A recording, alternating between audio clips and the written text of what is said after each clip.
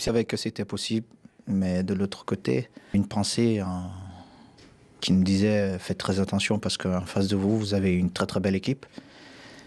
Et c'était juste incroyable. En plus, le scénario marquait le premier but en première mi-temps et le second pratiquement comme Mourinho l'avait dessiné. Il l'avait dessiné, ça? Oui, à la fin. C'est juste incroyable. Il vous avait raconté le film du match, presque? Il a dit on peut certainement marquer en première mi-temps et le deuxième but viendra vers la fin du match. Surtout ne pas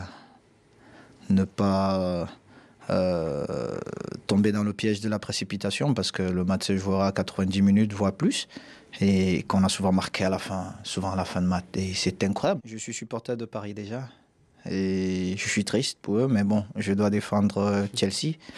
D'abord, ils ont joué contre moi, c'était un autre style. L'entrée d'Ndemba, c'est un autre style de jeu.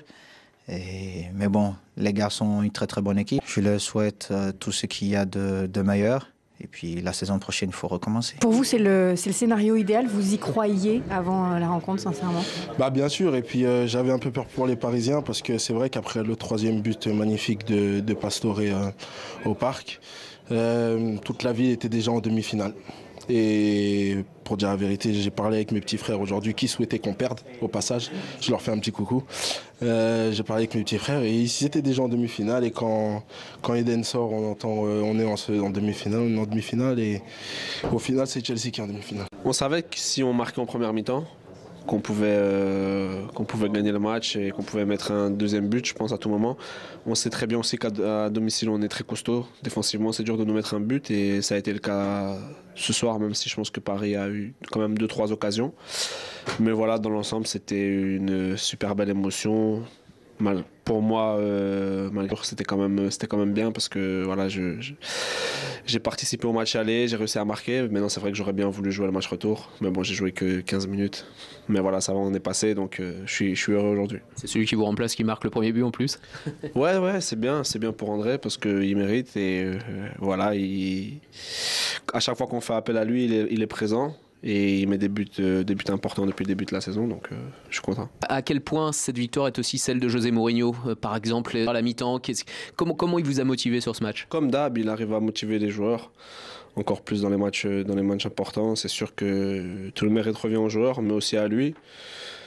Et voilà, c'est les gens qui ne le considèrent pas encore comme le meilleur entraîneur du monde. Aujourd'hui, il a encore... Il y en a peu, remarqué.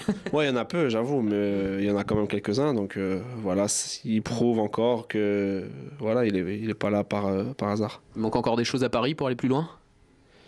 Oui, parce qu'ils sont éliminés malheureusement. Ils avaient toutes les cartes en main et ils n'ont pas réussi à mettre un but, je pense, qui aurait fait la différence. Bon, ils iront plus l'année prochaine avec vous ou pas? Non, je pense pas, non. Voilà, vous voyez, comme ça au moins il n'y a plus personne. Il n'y a plus de spéculation, là je suis bien ici et voilà. C'est Paris qui avait la pression parce que moi j'ai vu, je savais que Paris avait la pression vraiment parce qu'ils ont gagné 3-1. Aujourd'hui, comme c'est le cas, ils ne sont pas qualifiés et ils avaient la pression. Et nous, c'était une équipe qui venait de jouer l'Europa League l'année dernière, alors on jouait quart de finale contre Paris Saint-Germain et on a fait un très bon match. Et projetons-nous, Paris était